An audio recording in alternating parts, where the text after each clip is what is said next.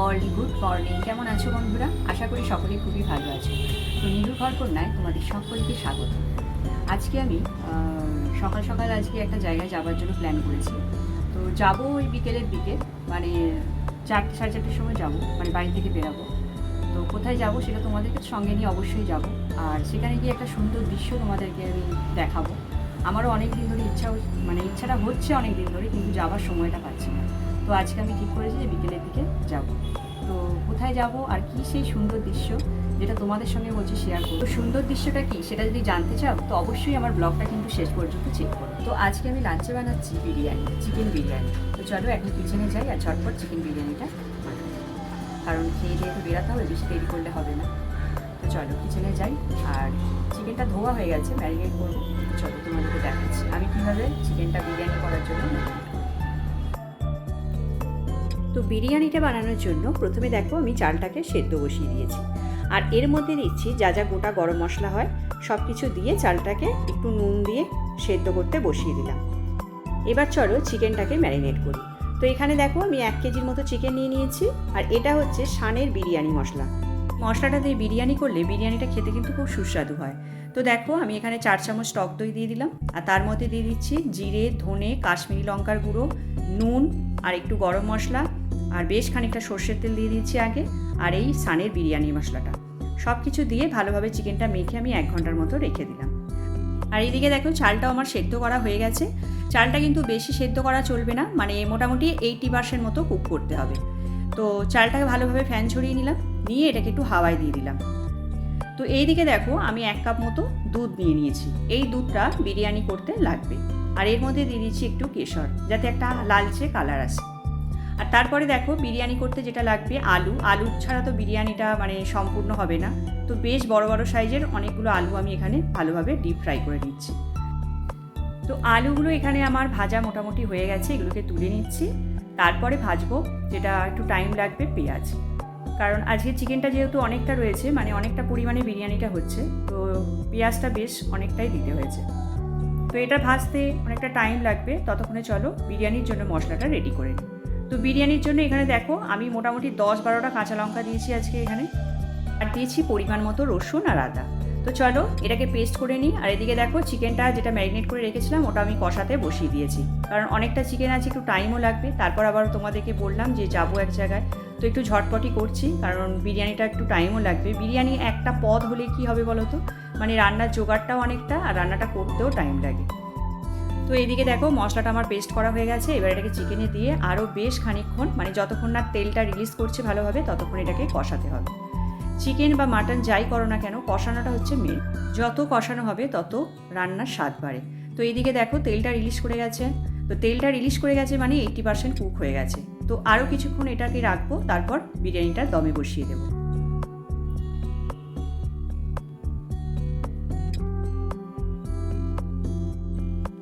আর এই দুধটা যেটা আমি কেশর দিয়ে রেডি করেছি, তো ওর মধ্যে দিচ্ছি অল্প একটু কেওড়া জল আর অল্প একটু গোলাপ জল।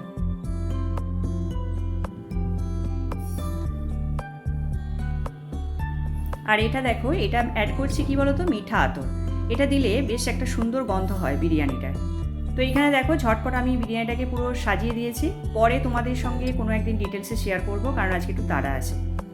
তো এই দেখো বিরিয়ানিটা আমার দমে বসানো ছিল এতক্ষণ, এটা হয়েও গেছে রেডি। তোমাদেরকে দেখাচ্ছি এর ফাইনাল লুকটা।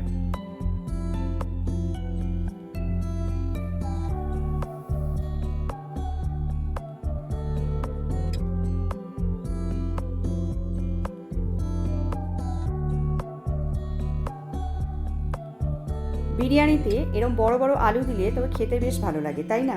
আর আলু ছাড়া বিরিয়ানি তো সেটা ভাবাই যায় না। তো দেখো এখানে বিরিয়ানিটা নিয়ে আমি বসে গেছি খেতে। এত সুন্দর স্বাদ হয়েছে কি তোমাদের বলবো। চিকেনটাও সুন্দর সেদ্ধ হয়ে গেছে, আলুটাও তাই। আর এদিকে দেখো আমি বেরিয়ে পড়েছি ঝটপট। আমি যাচ্ছি বাবুঘাটে গঙ্গা আরতি দেখতে, সকাল থেকে যেটা তোমাদেরকে বলে রেখেছিলাম। তো চলো এখন যাওয়া যাক। হাওড়া স্টেশনে ঠিক অপোজিটই দেখবে হাওড়ার ফেরিঘাট। এখান থেকে আমি টিকিট কেটে নিলাম বাবুঘাটের উদ্দেশ্যে, আর টিকিটের মূল্য ছিল মাত্র 6 টাকা।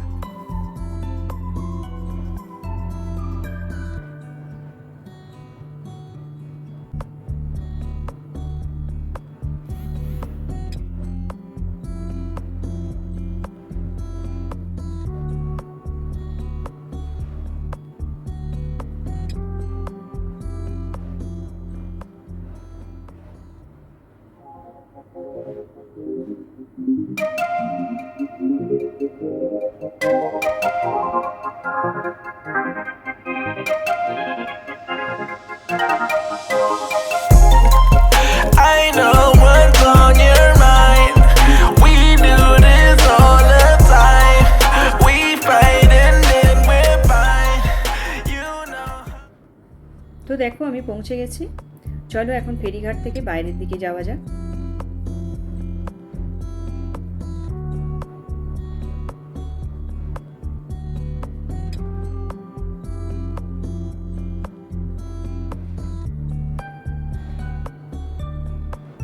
আর বিকেলের দিকে এখানকার সৌন্দর্যটা দেখো শুধু তোমরা। তো এই ফেরিঘাট থেকে বেরিয়ে এই দেখবে একদম গঙ্গার ধার দিয়ে একটা পার্ক পড়বে। এই পার্কটার ভেতর দিয়ে হাঁটতে হাঁটতে জাস্ট কিছুটা গেলেই যেখানে গঙ্গা আরতি হচ্ছে তোমরা সেই জায়গাটা খুঁজে পেয়ে যাবে।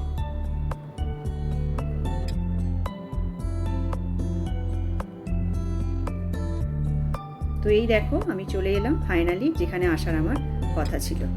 আর এখানে পাশে রয়েছে ইডেন গার্ডেন স্টেশন। এই যে দেখছো ট্রেন যাচ্ছে, আর দূরে এই যে গোল্ডেন কালারের যে টেম্পলটা দেখতে পাচ্ছ এটাই হচ্ছে মা গঙ্গার টেম্পল। আর এখানেই হচ্ছে সমস্ত গঙ্গা আরতির প্রস্তুতি পর্ব।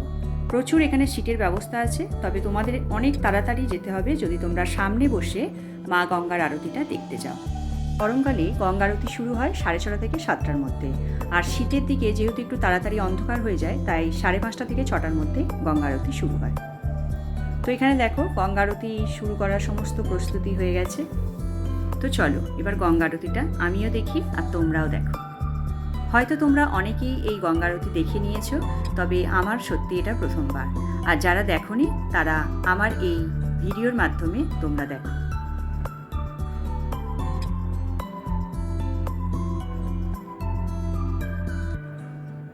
কত কি সুন্দর দৃশ্য আর কত কি সুন্দর মুহূর্ত আমাদের জন্য বোধহয় অপেক্ষা করে, তাই না? মানে যখন যেটা সময় হয় ঠিক আমাদের চোখে সেটা ধরা দেয়। মাঝে মাঝে মনে হয় মানে মানুষ হয়ে জন্মটা বোধহয় সার্থক হয়ে গেল। এত সুন্দর দৃশ্য।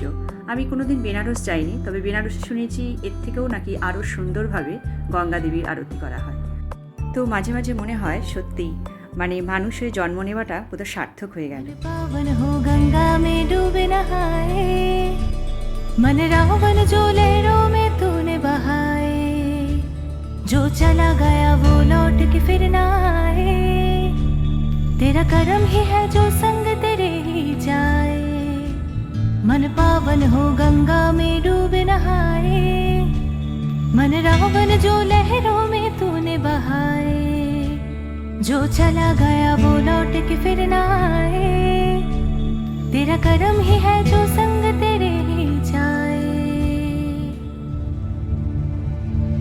हर हर गंगे हर हर गंगे हर हर गंगे गंगे हर हर गंगे हर हर गंगे हर हर गंगे।